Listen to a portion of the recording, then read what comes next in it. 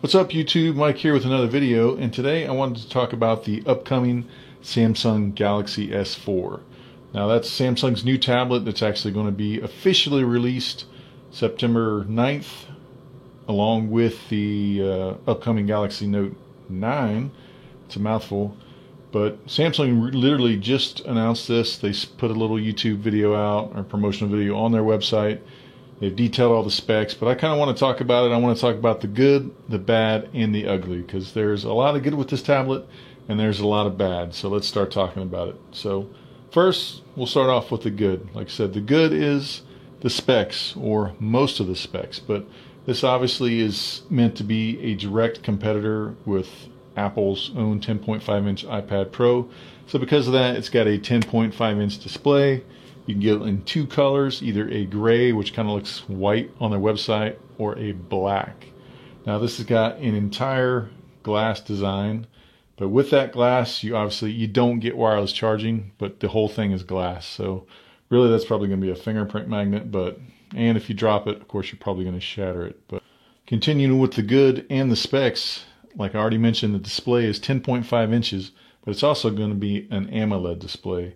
It's going to be 287 ppi, and it's going to be a 2560 by 1600 display. So it's going to be essentially the same size as Apple's own 10.5-inch iPad Pro. However, Apple's has got smaller bezels as you look at pictures of them.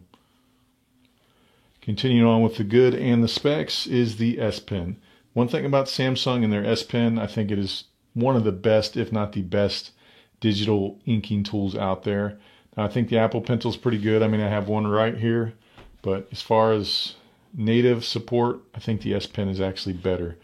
I've never really encountered any kind of lag or latency when I use the S Pen, and the best thing about the S Pen is it's included with this tablet. Next, you've got the camera. You've got a 8-megapixel front-facing camera, and you're going to have a 13-megapixel rear-facing camera.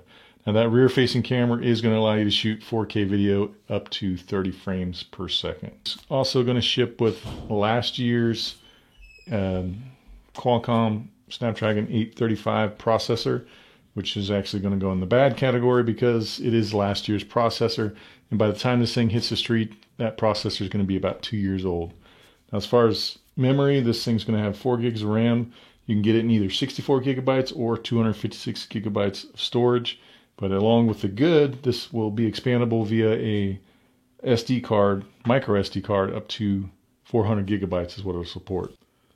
All right, so finally with the specs and in the good category is actually the battery. This is going to have a 7300 milliamp battery, which is going to give you, they say, 16 hours of video playback on their website. And it's also got fast charging. So according to the little keynote thing or the intro video announcing this, it says you can get a full charge in 200 minutes. So it does do fast charging, and it comes with the fast charging brick in the box, unlike you get with the Apple's iPad.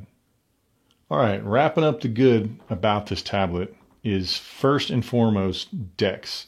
This tablet will actually come with DeX shipped out of the box. So there's a mode on the tablet where you can just enter DeX mode, and if you don't know what DeX is, it's essentially a desktop type experience on your phone. Now, I've done a video about the DeX dock, and I'm going to link that at the end of this video. So if you want to check that out, feel free to do so. But DeX really is going to be the premier feature of this tablet and is what Samsung is actually touting about this tablet. So they're really preaching this as a productivity tablet. And with DeX, that's not too far from the truth. But really, I think that's the best feature of this tablet. All right, so those were really kind of the good features of this tablet and the overall specs of this. So now let's talk about the bad, the negative, the what were you thinking Samsung. So first off is, again, I already talked about the processor. They're shipping this with the Snapdragon 835, which is literally last year's processor, which wouldn't be a big deal except for the fact that in about 4 months, that's going to be a 2-year-old processor, and you're shipping this brand new, and you're launching it at the same time as you're going to ship the Galaxy Note 9, which is going to have the 845, Snapdragon 845. So really, I don't know why they're shipping it with the older processor. Now, are you going to see a huge difference in performance?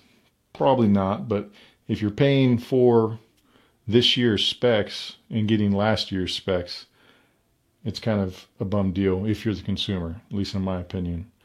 And also continuing on with the bad is just Android apps in general are going away. I mean, even while Android apps, or I say Android tablets, were kind of at their peak, developers never really optimized their apps for the tablet experience. I mean, essentially all you get is blown up Android phone apps that you put on your tablet. There's been very few that have actually been truly optimized for a tablet. So there, I think Samsung is going to struggle just with the app gap, to be honest with you. I mean, they're pitting this against the iPad Pro 10.5 inch directly. And of course, one thing you can't deny about Apple is the ecosystem for iOS, and just the way that developers support apps to put on a tablet is just second to none. Whether you love Apple or hate Apple, you got to agree that their app selection is just far superior to what you can see in Android. I mean, it may be the same app, but it's not optimized for the tablet. So I think Samsung's going to have a lot of ground to make up there.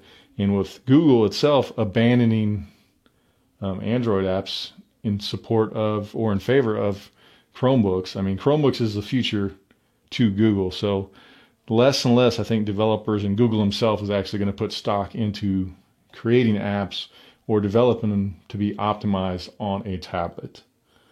And finally, with the bad is Android Oreo. Nothing wrong with it, but it's shipping with 8.1. And of course, Android P is right around the corner.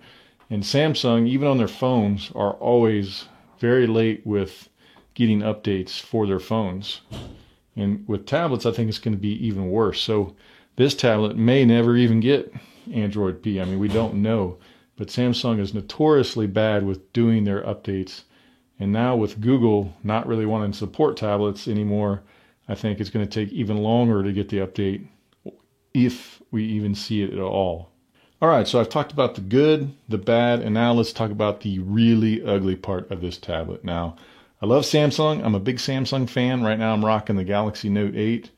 I've talked about the DeX. I've got the DeX dock. I mean, I really do like Samsung products, but when it comes to this tablet, the worst, or I could say the ugliest thing about this tablet is the price, bar none. Now, this will come in two configurations. You can get 64 gigabyte or 128 gigabytes. The 64 will start at $650. And if you want to go up to the 256 gigabyte, that's going to be $750. Now, this includes the S Pen. It comes with it, but it does not include the keyboard, and they're selling the keyboard for $150. So if my math is correct, and if you get the base configuration plus the keyboard, you're paying $800 for this tablet. Now, if you go up and get the bigger spec model, it's going to cost you $900 for this tablet. So that's in Ultrabook territory, Chromebook territory. I mean, that's an expensive tablet. And by the way, you're getting last year's processor. So really the ugliest thing about this is the price.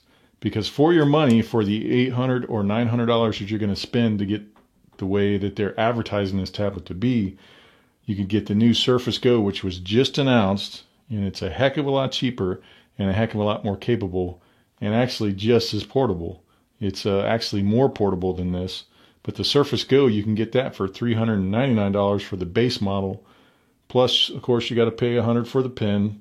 And then if you get the cheap keyboard, it's $99. So really, you're looking at $600 for the base model Surface Go, which is still $200 cheaper than the base model of the Galaxy S4. So for me, for my money, I would go with the Surface Go.